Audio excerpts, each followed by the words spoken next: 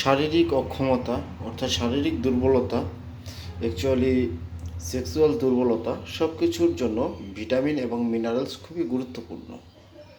প্রিয় বন্ধুরা, আজকের এই ভিডিওতে বলবো শারীরিক এই অক্ষমতা দুর্বলতা আপনি কিভাবে দূর করবেন, সেই বিষয়ে আপনাকে কি কি পুষ্টিগুণ সম্পূর্ণ খাদ্য গ্রহণ করতে হবে। দেখুন বন্ধুরা, এখানে নেওয়া আছে ডাটা,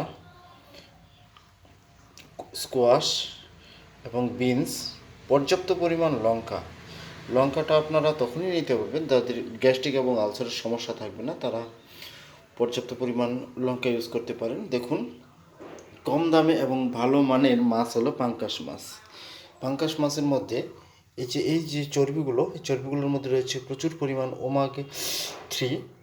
এই ওমেগা 3 অ্যাসিড আমাদের শরীরের মধ্যে নানান রকমের কাজ করে থাকে, যেমন শরীরকে হেলদি রাখতে এবং টেস্টোস্টেরন হরমোন আছে, এই টেস্টোস্টেরন হরমোন যে উৎপাদনের জন্য এই ওমেগা 3 অ্যাসিডের খুবই প্রয়োজন। এছাড়াও হার্ট, লিভার, কিডনি এবং শরীরের বিভিন্ন ফাংশন ভালো রাখে।